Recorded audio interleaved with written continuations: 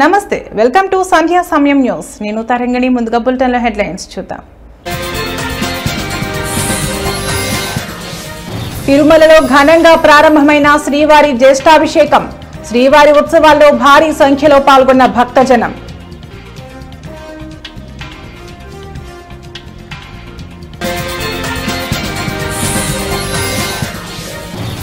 రాష్ట్ర ప్రభుత్వంపై ఆగ్రహం వ్యక్తం చేసిన మాజీ మంత్రి ఆర్కే రోజా.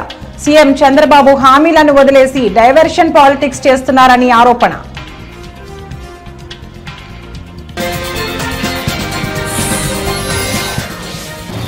హిందూపురంలో ఘనంగా ఎమ్మెల్యే బాలకృష్ణ 65వ జన్మదిన వేడుకలు. కేక్ కట్ చేసి బాలయ్యకు శుభాకాంక్షలు తెలిపిన పార్టీ శ్రేణులు.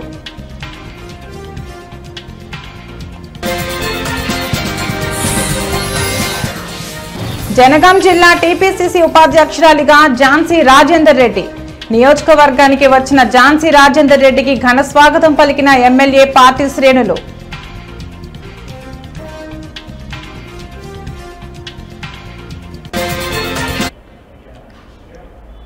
తిరుమలలో శ్రీవారి జ్యేష్ఠాభిషేకం ఘనంగా ప్రారంభమైంది. ఉత్సవాల్లో భాగంగా సంపంగి ప్రదక్షిణల్లో ఉన్న కళ్యాణ మండపంలో స్వామివారికి ఉదయం సాయంత్రం ప్రత్యేక కార్యక్రమాలు నిర్వహించారు. ఋత్వికులు శాంతి హోమం నిర్వహించారు. శతకలశ ప్రతిష్ఠ ఆవాహన, నవకలశ ప్రతిష్ఠ ఆవాహన, కంకణ ప్రతిష్ఠ నిర్వహించారు. ఈ కార్యక్రమంలో భారీగా పాల్గొన్న భక్తులు స్వామి అమ్మవార్లకు మొక్కులు చెల్లించుకున్నారు. గోవిందా ఏడుకొండలవాడ వెంకటరమణ గోవింద గోవింద. ద్వాపరే వాసుదేవశ్చ సమో దేవో న భూతో న భవిష్యతి లో చేస్తారు. స్వర్ణ కవచ ప్రతిష్టను చేస్తారు స్వామికి. ఇప్పుడు మనందరి యొక్క పూర్వజమే పోస్తారు. చక్కగా సంకల్పాన్ని చెబుతూ ఉన్నారు భక్తులారా, మీరందరూ కూడా పలకవలసింది. ఓం నమో వెంకటేశాయ. చక్కగా జ్యేష్ఠాభిషేక సదవకాశం ఒక మహత్ భాగ్యం. జ్యేష్ఠాభిషేకమన నీరాజనాన్ని దర్శించి గోవింద నామాన్ని మనస్సులో స్మరించి తరించవలసిందిగా మరీ మరీ కోరుకుంటూ ఉన్నాం. ప్రత్యక్షంగా కావచ్చు, పరోక్షంగా కావచ్చు, స్వామి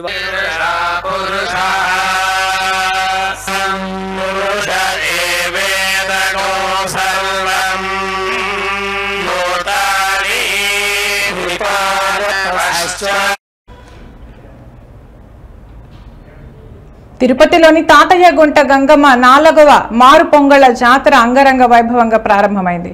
గంగమ్మ జాతర తర్వాత వచ్చే 5 మంగళవారాలు మారు పొంగుళ్లు పెట్టడం ఆనవాయితీగా వస్తుంది.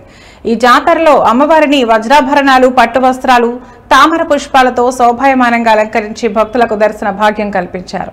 రాయలసీమ రంగస్థలం చైర్మన్ గుండాల గోపీనాథ్ రెడ్డి ఆధ్వర్యంలో నిర్వహించిన ఈ కార్యక్రమంలో కళాకారులు వివిధ పౌరాణిక వేషధారణలతో అమ్మవారికి మొక్కులు చెల్లించుకున్నారు. ఈ కార్యక్రమంలో చైర్మన్తో పాటు మండలి సభ్యులు పాల్గొన్నారు.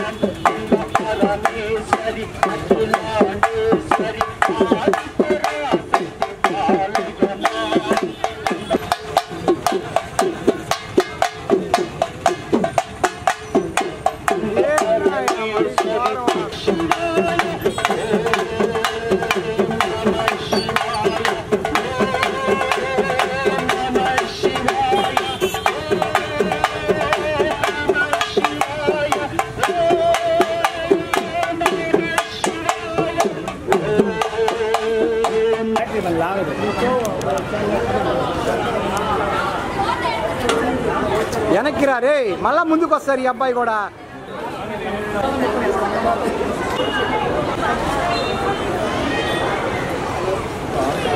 ఈరోజు 4వ మంగళవారం అత్యంత వైభవంగా గంగ జాతర లాగానే ఈరోజు 4వ మంగళవారం. ఈరోజు ఉదయమే గంగమ్మ తల్లికి ప్రత్యేక అభిషేక పూజలు దేవస్థానం వారు చేపించి అటు తర్వాత తామర పుష్పాలతో గంగమ్మని అలంకరించి మాకంతా దర్శన భాగ్యం కల్పించారు. దేవస్థానం ఈవో జయకుమార్ గారికి ప్రత్యేక ధన్యవాదాలు తెలుపుతున్నాము. ప్రతి వారము జాతర తర్వాత 5 మంగళవారాలు కళాకారులు ప్రతి ఒక్కరూ స్థానికులు వచ్చి వివిధ వేషధారణలతో అమ్మవారిని దర్శించుకుంటున్నాము. రేపు 5వ మంగళవారం కూడా ఇదే విధంగా అమ్మవారిని దర్శించుకున్నాము. ప్రతి ఒక్కరూ వచ్చి రేపు 5వ మంగళవారం ప్రతి మంగళవారం జాతరగానే జరుగుతుంది. ఇది 4వ వారం కావున ఎంతో గొప్పగా దేవతామూర్తుల వేషంలో భక్తులెల్లరూ మన తిరుపతి రాయలసీమ రంగస్థల చైర్మన్ గుండాల గోపీనాథ్ రెడ్డి ఆధ్వర్యంలో మా కళాకారులందరూ భజన భక్త బృందం అందరూ ఈ కార్యక్రమంలో పాల్గొని ఎన్నో దేవతామూర్తుల వేషాలు ధరించి గంగమ్మకు మొక్కులు చెల్లించుకొని గంగమ్మ తల్లి భక్తులందరికీ కోరిన కోరికలన్నీ తీర్చి ఇలవేలుపుగా వర్ధిల్లే తల్లి. ఆమెకు మేమంతా మొక్కులు తీర్చుకున్నందుకు మాకెంతో ఆనందంగా ఉంది. రాష్ట్ర ప్రభుత్వంపై మాజీ మంత్రి ఆర్కే రోజా ఆగ్రహం వ్యక్తం చేశారు. కూటమి ప్రభుత్వం అధికారంలోకి వచ్చాక ఏపీలో ఆడబిడ్డలకు రక్షణ లేకుండా పోయిందన్నారు. అధికారంలో ఉన్న వాళ్లే అరాచకాలు చేస్తున్నారన్న ఆమె హోంమంత్రి పట్టించుకోవడం లేదని మండిపడ్డారు. సీఎం చంద్రబాబు హామీలను వదిలేసి డైవర్షన్ పాలిటిక్స్ చేస్తున్నారని ఆరోపించారు. రాష్ట్రంలో రెడ్ బుక్ పేరుతో అల్లకల్లోలం సృష్టిస్తున్నారని ఆవేదన వ్యక్తం చేశారు.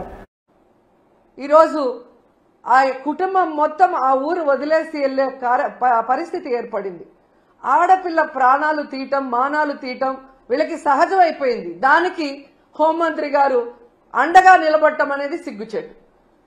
ఇవన్నీ జరుగుతుంటే ఎక్కడ తమ తప్పులు బయటపడతాయో అని ఈరోజు వాళ్ళు చేస్తున్న డైవర్షన్ పాలిటిక్స్ మనం ఒకసారి గమనించాలి.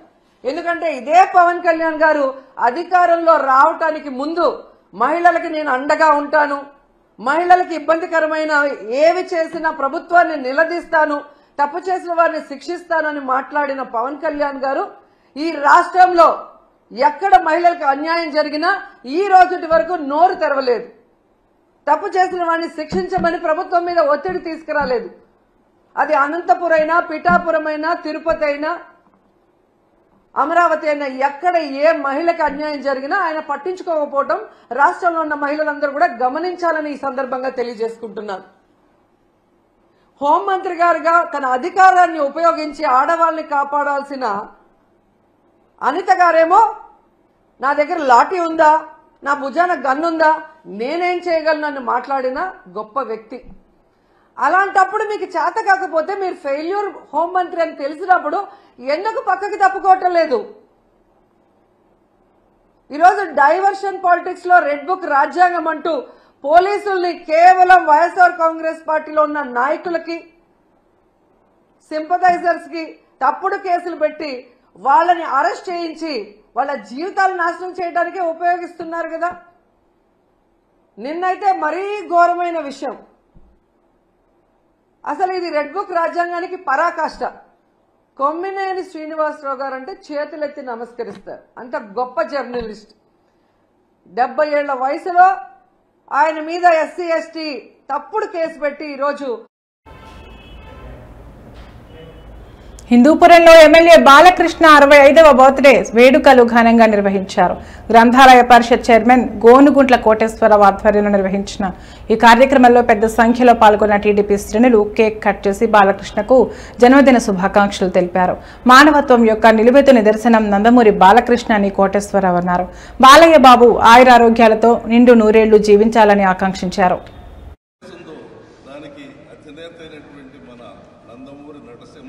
అవార్డు తీసుకున్నటువంటి మన బాలయ్య బాబుకి జన్మదినం ఇవాళ. అందరికీ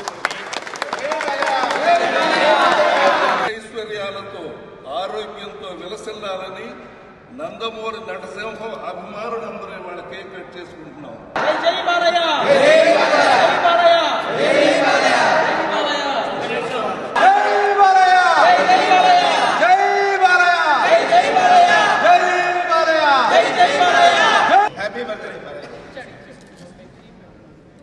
నీకే ఇంత 65 ఆంధ్రప్రదేశ్ రాష్ట్ర గ్రంథాలయ పరిషత్ చైర్మన్ ఈ రోజున బాబు బర్త్డేని ఇంత ఘనంగా చేయటానికి మాకందరికీ అదృష్టం కలిగినందుకు సంతోషపడుతూ జై హో బాలయ్య, జై బాలయ్య, అందరూ చరిత్ర సృష్టి సందర్భంగా యావత్ తెలంగాణ, ఆంధ్రప్రదేశ్, భారతదేశంలో ఉన్నటువంటి తెలుగు ప్రజలందరూ కూడా ఘనంగా ఈరోజు జరుపుకుంటున్నాం. బాలయ్య బాబు అంటే తెలుగు వారికి ఆ రోజు నందమూరి తారక రామారావు గారిని ఏ విధంగా అయితే అభిమానిస్తారో అదేవిధంగా బాలయ్య బాబుని అభిమానిస్తూ ఈ రోజున వారికి పద్మభూషణ అవార్డుతో పాటు వారి 65వ జన్మదిన శుభాకాంక్షలు తెలియజేస్తూ ఈ రోజున ఇంత ఘనంగా రమణ గారు తెలుగుదేశం పార్టీ కార్యాలయంలో అందరి సమక్షంలో వివిధ శాఖల అధికారులతో చిత్తూరు జిల్లా కలెక్టర్ కార్యాలయంలో సుమిత్ కుమార్ సమీక్షా సమావేశం నిర్వహించారు. ప్రధానమంత్రి సూర్యఘర్ యోజన పథకం ద్వారా రాయితీతో సోలార్ రూఫ్ టాప్ నిర్మించుకోవడంపై ప్రజలకు మరింత అవగాహన కల్పించాలని అధికారులను ఆదేశించారు. సోలార్ విద్యుత్ వినియోగాన్ని పెంచడానికి సోలార్ రూఫ్ టాప్ ద్వారా ఉత్పత్తి చేసే విద్యుత్తో ఇంటి అవసరాలను తీర్చుకోవడంతో పాటు మిగులు విద్యుత్ను తిరిగి గ్రిడ్కు అమ్ముకోవడం ద్వారా ఆదాయం పొందవచ్చని వెల్లడించారు. All the state governments are implementing. Renewable energy we have to promote.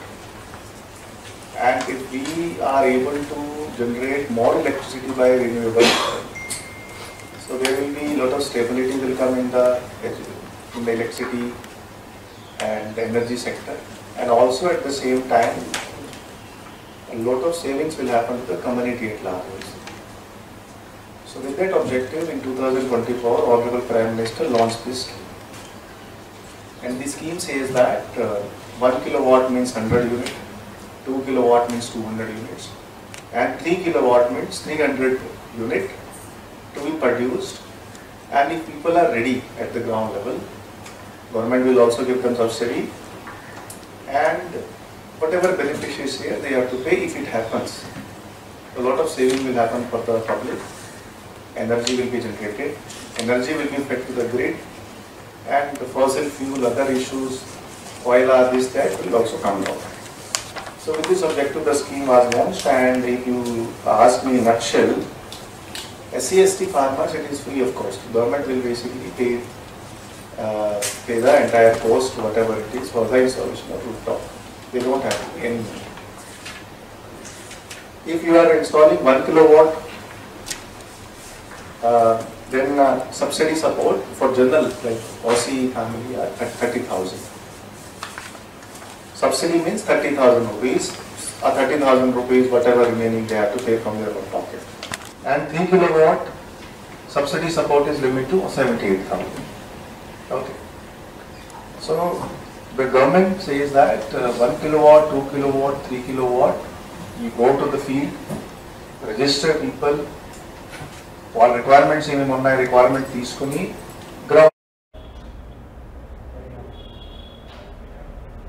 TUDA chairman Tirupati జిల్లా రేణిగుంట మండలం సూరప్పకసంలోని నిర్మిస్తున్న పద్మావతి నగర్లో నిర్మిస్తున్న తుడా లేఅవుట్ పరిశీలించారు. పేద మధ్యతరగతి ప్రజల సొంతింటి కలను నిజం చేయడానికి తిరుపతి పట్టణ అభివృద్ధి సంస్థ అనుకూలమైన ధరలతో తుడా ఫ్లాట్స్ ను విక్రయిస్తుందని దివాకర్ రెడ్డి అన్నారు. జంగిల్ క్లియరెన్స్ చేసి వీలైనంత త్వరగా మౌలిక వసతులు కల్పించి వేలానికి వెళ్లాలని ఆయన అధికారులకు సూచించారు.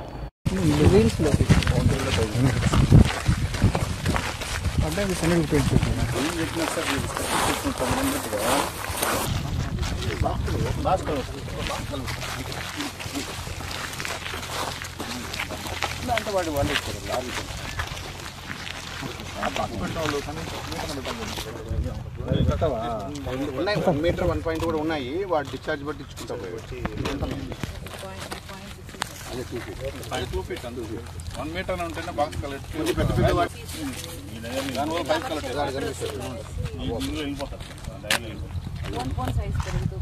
అదే డిశ్చార్జ్ దీనికి ఏమి ఇచ్చినారు అంగా తక్కువే ఫిషర్ అండ్ బోత్ పైపులు అండి మన ఆప్షన్లో పెడితే ఓన్లీ 2 వెళ్ళాయి. ఎందుకు వెంటనే వీటిని పెట్టారు. ఇవన్నీ రిలీజ్ అయిపోయినాయి కదా. ఇవి మళ్ళీ పెట్టారు సార్ మార్టిగేజ్లో మళ్ళీ ఉన్నాయి సార్. ఇంకేం ప్రాబ్లం బ్యాంకులో ఇవి మనకు ముందు మార్టిగేజ్లో ఉన్నాయి సార్. బ్యాంక్ మార్టిగేజ్ ఇవి రిలీజ్ చేసి ఇవి మాత్రం ఆప్షన్లో పెట్టాం సార్. ఆ ఆప్షన్లో పెట్టకంటే ముందే ఇవి టవర్స్ కోసం ఇవి పెట్టారు సార్. కూటమి ప్రభుత్వంపై వైసీపీ నేత చెవిరెడ్డి భాస్కర్ రెడ్డి ఆగ్రహం వ్యక్తం చేశారు. కూటమి నేతలు గత కొన్ని రోజులుగా తనను అక్రమ కేసుల్లో ఇరికించి జైలుకు పంపించాలని చూస్తున్నారని మండిపడ్డారు. తాను కేసులకు తాను భయపడనని, పైన దేవుడున్నాడని వెల్లడించారు. సిట్ అధికారులు, కొందరు పోలీసు అధికారులు పడుతున్న తపన తాపత్రయం నిజంగా కూడా బాధాకరం. గత 12 నెలలుగా ఎప్పుడు కూడా ఎక్కడ కూడా కొన్ని వందల మందిని మీరు విచారించినప్పటికీ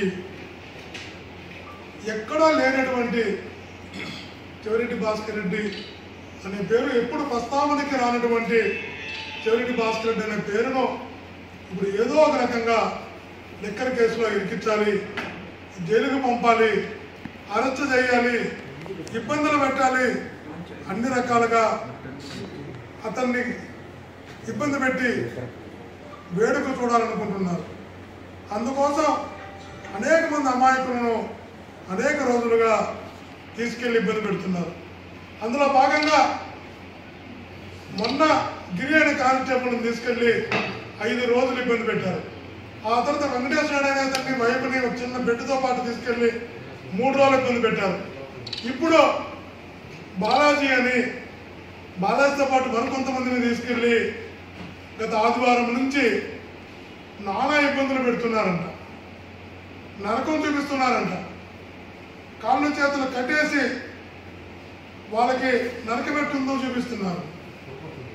కారణం ఒకటే, వాళ్ళు అడిగేది ఒకటే, మీరు సంతకాలు పెట్టాలి, భాస్కర్ రెడ్డికి సంబంధం ఉంది, మీరు వీడియో, మీకు చెప్పినటువంటి స్క్రిప్ట్ని వీడియో చేయాలి అని ఒక రహస్య ప్రదేశంలో పెట్టి, సిట్లో కూడా కాదు, గత 3 రోజులుగా ఆదివారం నుంచి ఈరోజు మంగళవారం ఒక రహస్య ప్రదేశంలో పెట్టి వాళ్ళకి నరకం చూపిస్తున్నారు. మీరు ఏం సాధించబోతారో అర్థం కావడం లేదు, మీరు ఏం సాధించాలనుకుంటున్నారో అర్థం కావడం లేదు. అరెస్టు చేయాలనుకుంటే అరెస్టు కావడానికి సిద్ధంగా ఉన్నామని చెప్పాం. మీరు శిక్షించాలనుకుంటే శిక్షలు ఎదుర్కోవడానికి అన్యాయంగా మీరు ఏ శిక్ష. తిరుపతిలో శ్రీ గోవిందరాజస్వామి వార్షిక బ్రహ్మోత్సవాలు ముగిశాయి. ఉత్సవాల చివరి రోజు స్వామివారికి అర్చకులు చక్రస్నానం వైభవంగా నిర్వహించారు. ముందుగా ఉదయం పల్లకీపై స్వామివారు ఆలయ 4 మాడవీధుల్లో ఊరేగించారు. భక్తులు అడుగడుగున కర్పూర హారతులు వెలిగించి స్వామివారికి మొక్కులు తీర్చుకున్నారు. ఇక సాయంత్రం అర్చకులు స్వామివారిని మాడవీధులలో ఊరేగించారు.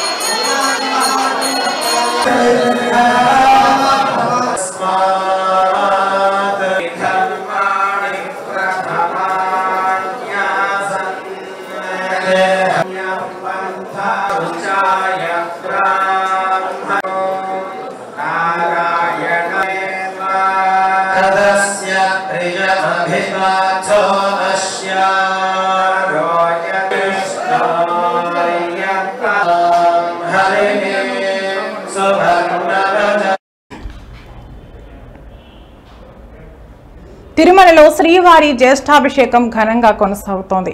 ఉత్సవాల్లో భాగంగా 2వ రోజు శ్రీదేవి భూదేవి సమేత శ్రీ మలయప్ప స్వామి వారు ముత్యపు కవచం ధరించి మాడ వీధులలో విహరించారు. అంతకుముందు ఉదయం 8 గంటలకు ఆలయ అర్చకులు, వేద పారాయణదారులు శాస్త్రోక్తంగా మహాశాంతి హోమం నిర్వహించారు. అనంతరం ఉదయం 9 గంటల నుండి 11 గంటల వరకు శ్రీ మలయప్ప స్వామి వారికి దేవేరులకు అభిధేయక అభిషేకాన్ని కన్నుల పండుగగా నిర్వహించారు. ఈ కార్యక్రమంలో భక్తులు పెద్ద సంఖ్యలో పాల్గొని స్వామి వారికి ప్రత్యేక పూజలు చేశారు.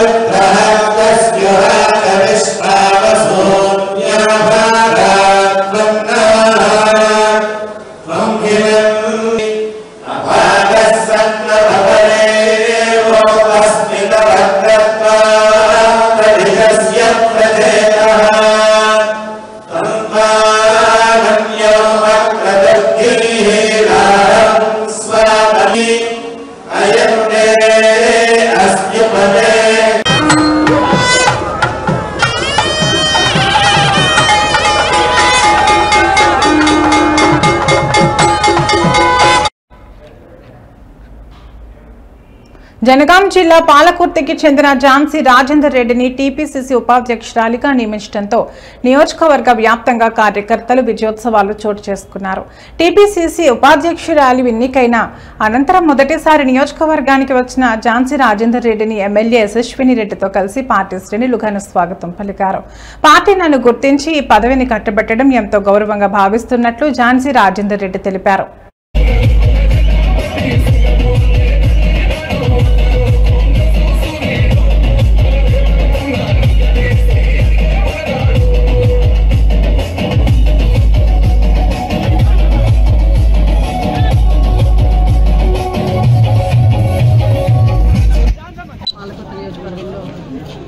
పీసీసీ వైస్ ప్రెసిడెంట్గా వచ్చినందుకు మా కార్యకర్తలందరూ, మా లీడర్స్ అందరూ, మా పాలకుర్తి ప్రజలందరూ కూడా ఈరోజు పెద్ద ఎత్తున సెలబ్రేట్ చేసుకోవడం జరిగింది.